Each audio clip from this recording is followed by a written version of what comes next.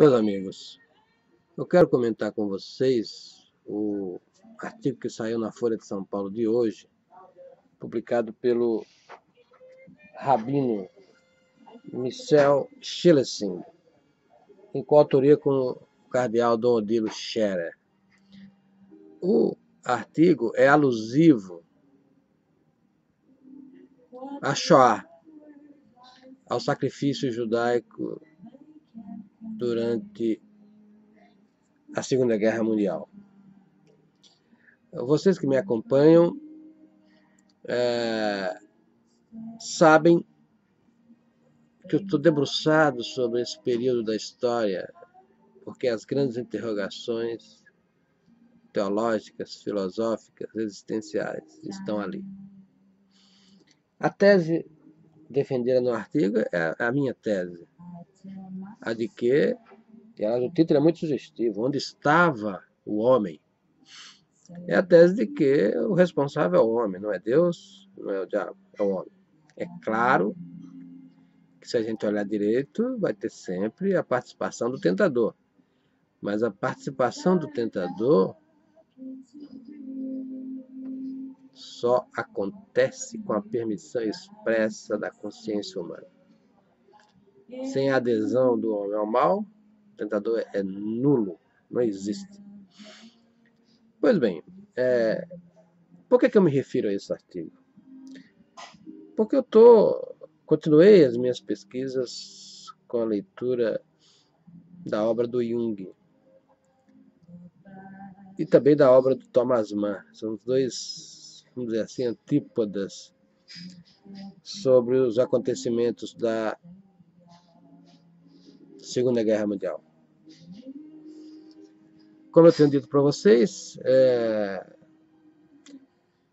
os dois e mais toda a cultura alemã emerge desde o esteticismo, tendo a figura do Goethe como grande guru desse processo.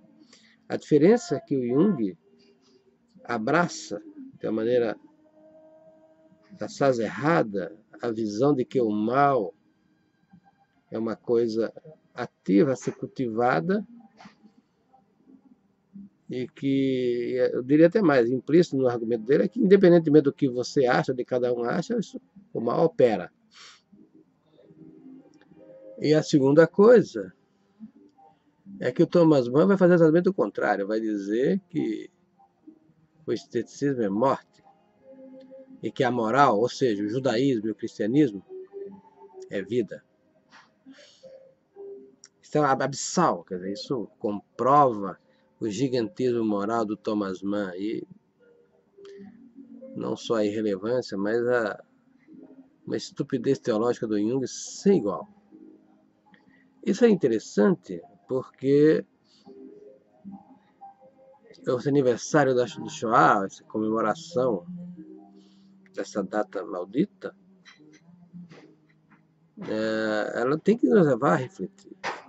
Então, enquanto que o próprio Thomas Mann resolveu revisar sua visão das coisas, publicando o Dr. Fausto, publicando o célebre artigo sobre Nietzsche, em 1947, nós vamos ter que o Jung, encerrada a Segunda Guerra Mundial, ele continua a defender e a propor as suas teses. A de que a sombra precisa ser resgatada, que no elemento sombrio é que está o resgate da humanidade. E mais, a sua tese do inconsciente coletivo, ela praticamente tende a inocentar a ação individual daqueles que foram os agentes principais do nazismo. Afinal, eles eram vítimas de um arquétipo, de uma força inconsciente irresistível. Essa tese ela é imoral. Porque, na verdade, essa gente não era vítima de coisa nenhuma, era autora, voluntária, terrivelmente voluntária. Quem viu aqueles filmes As Últimas Horas de Hitler tem a sensação exata do que houve. Estava todo mundo viciado no mal. O nazismo é assim, uma gangue de criminosos extremamente perigosa, que chegou ao poder e usou o Estado para os seus propósitos. Nada mais.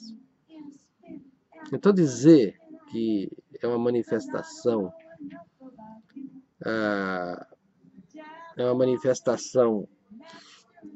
de forças inconscientes é inocentar os autores do massacre. É dizer que essa gente não era responsável por si mesma, porque afinal eram autômatos a serviço de uma força oculta. E não foi assim. Tanto o Rabino como o Cardeal de São Paulo vão insistir nessa questão de que onde estava o homem. Você não sentia. Eles fazem uma citação belíssima do Êxodo. E é o seguinte: não viu nenhum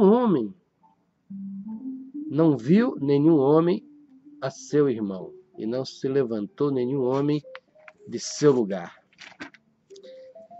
A cegueira que impede a pessoa de amar o próximo.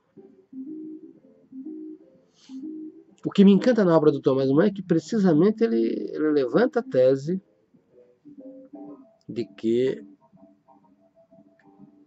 Nietzsche, na pele do Adrian Leverkusen, foi proibido de amar.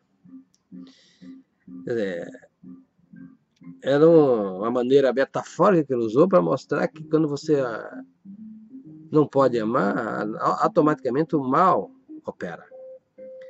A beleza e a plenitude da mensagem judaica cristã do amor ao próximo, por esses episódios lamentáveis, é que se ressalta de uma forma espetacularmente nítida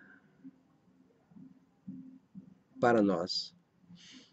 Quer dizer, a grande conquista da humanidade é a conquista moral, e essa conquista moral ela é, sobretudo, fruto do judeu-cristianismo. Eu fico observando, eu fico lendo, eu estou lendo uma opção de livros sobre esse assunto. Quanto mais eu me aprofundo, mais eu fico convencido de que, de fato, o Jung entregou-se às suas experiências esquizofrênicas, o que ele chama de introvertido, capaz de dar formas ou dar nomes a figuras fantasmagóricas que aparecem para si, e perdeu o senso do real. E fez daquilo uma falsa ciência, uma suposta ciência capaz de explicar a dinâmica da história, a dinâmica da divindade e o próprio comportamento das sociedades que lhe eram contemporâneas. Claro que tudo isso aí é um exercício continuado e acabado de loucura.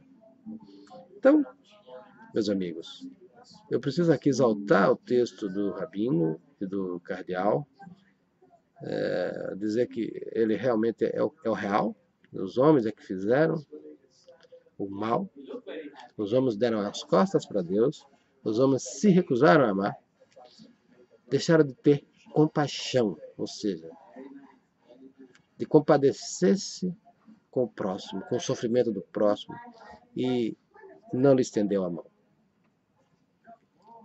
Lembrar disso é fundamental, mas mais que lembrar, é preciso entender como isso aconteceu, qual foi o processo histórico que levou a isso, quais foram as falsas convicções, a falsa ciência que permitiu essa cegueira espiritual tamanha, essa insensibilidade moral, como talvez só tenha havido nos tempos da antiguidade, pré-cristãos.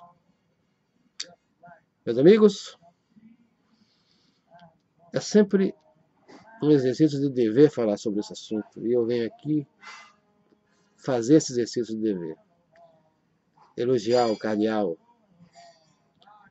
e o Rabino na manifestação desse artigo não é nenhum favor.